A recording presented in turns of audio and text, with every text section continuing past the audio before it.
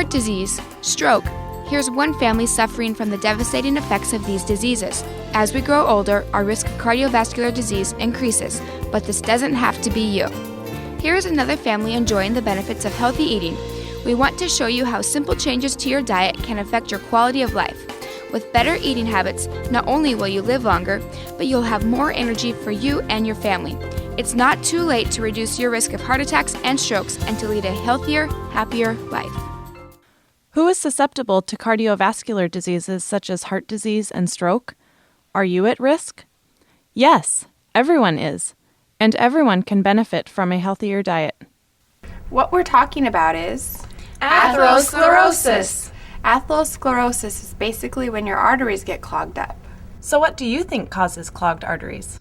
When I eat French fries, the fat goes straight to my arteries. I like to put a lot of salt on my food, but I know there must be better alternatives. My doctor tells me I have high cholesterol. There's still a lot to learn.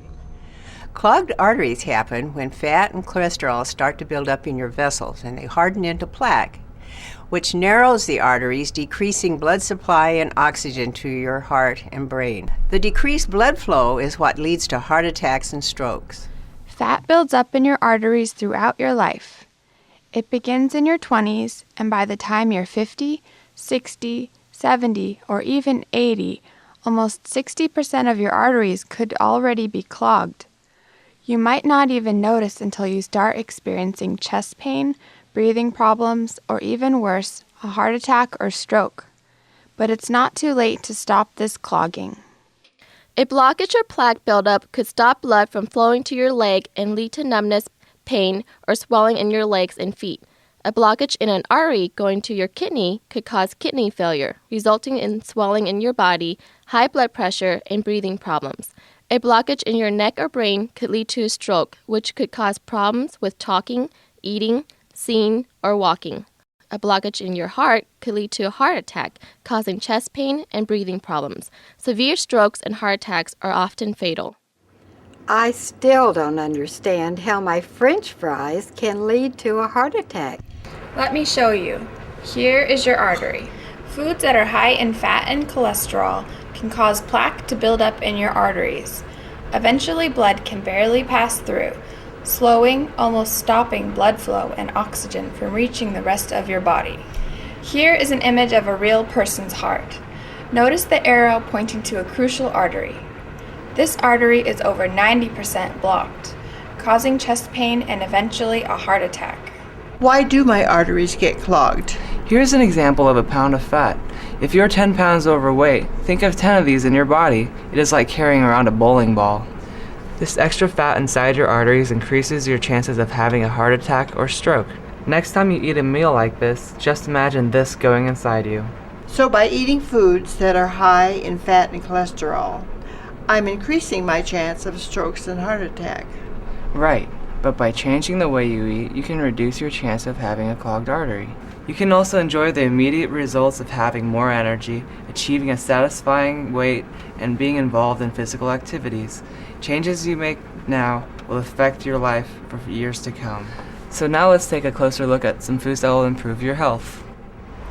As you get older, eating healthy may be a challenge. Knowledge, cost, taste, and presentation may all be reasons for eating the way you do. Eating healthy is not about giving up the food you love. There are plenty of options for making the food you love better for you. By changing your diet and increasing your activity, you will feel better and live longer. I know not all foods are healthy. I'd like to learn how to find a good balance. Many people struggle with what foods are healthy and what foods aren't. Did you know there's a food pyramid for the elders? It focuses on fluid intake. Be sure to get plenty of fluids, including non-alcoholic and non-caffeinated beverages, and also fiber intake. 100% whole wheat bread is the best. But if you'd like a donut or two, that's okay, just do it sparingly. The pyramid focuses on a well-balanced meal, getting plenty of fruits and vegetables.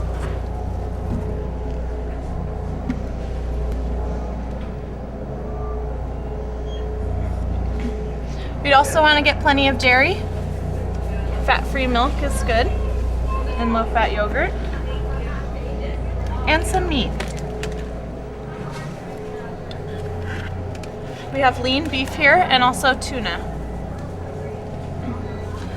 Lastly, things you want to limit, you can have a little bit of, but try and keep it to a minimum, are salt and sweets. Using this pyramid, you can buy foods by starting at the bottom of the pyramid and going to the top, buying more of what's on the bottom and less of what's at the top. It's hard to eat healthily because it's so expensive to eat fruit and vegetables. Well, what do you think would cost more? A month's worth of medications to reduce your cholesterol or fruits and vegetables to eat daily? By eating fruits and vegetables, you can reduce your cholesterol level and reduce the need for medication. A lot of people don't think healthy foods taste good.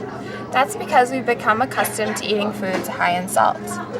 Many fast food restaurants add salt to their foods because it's a cheap, easy way to add flavor. But unfortunately, this can make foods very unhealthy for you. This can increase your risk of having high blood pressure, having a stroke, or heart attack.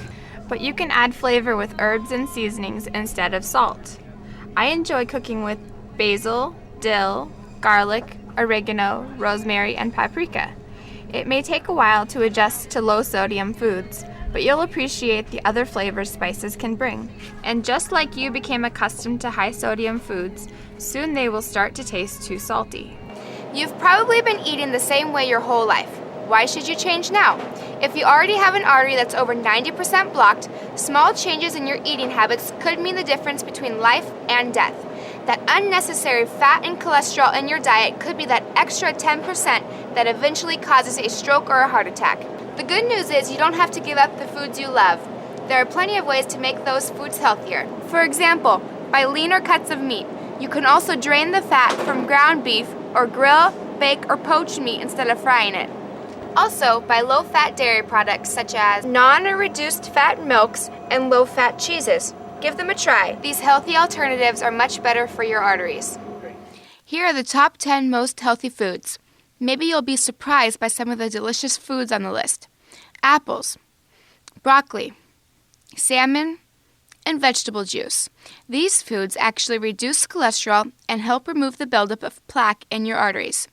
Almonds, blueberries, red beans, sweet potatoes, and wheat germ. These also reduce cholesterol and can lower your blood sugar. Finally, spinach is a great source of calcium and important vitamins. Let's practice what we've learned. We asked 2 Crestwood residents to choose breakfast and lunch foods at QFC from a list. Here they go. Here are a few tips for shopping. Make a grocery list before you go shopping. That way you'll be sure to get the foods you need for a balanced diet, as well as avoiding unhealthy impulse buys. Shop around the perimeter of the store. This is where the healthiest foods are.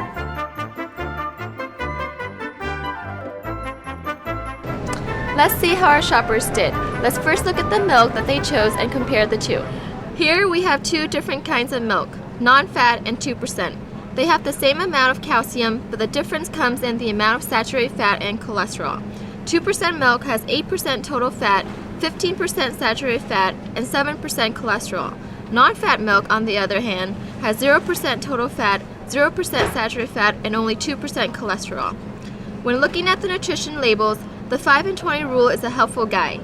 If a food is 5% or less of the daily recommended value, it's low in that nutrient. If it's 20% or more, it's high in that nutrient. So if food containing more than 20% of fat, cholesterol, or sodium is too high in these substances, limit the amount of these foods you eat and remember to look for alternatives that are 5% or below. Now let's look at the difference between whole wheat and white bread. Whole wheat bread contains more fiber than white bread. This fiber helps decrease cholesterol and keeps you regular.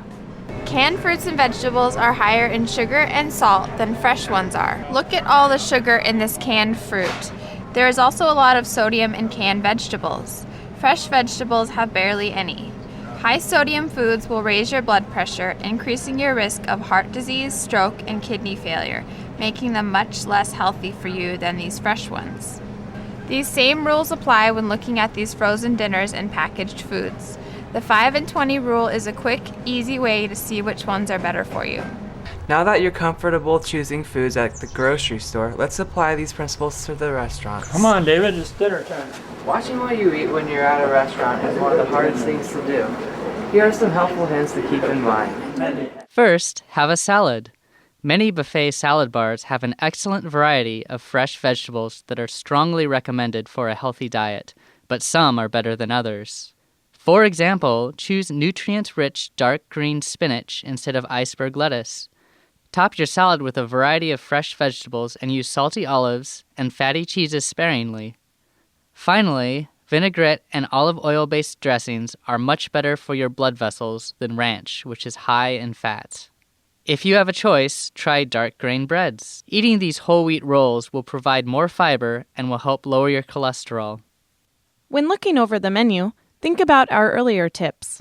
Choose something that's low in fat and salt. If you think it'll be too bland, you can bring your own low-sodium seasonings to spice it up. You can also ask your server to box up half the meal before it comes to the table. Meal portions have grown dramatically over the years and are now much larger than the recommended serving sizes.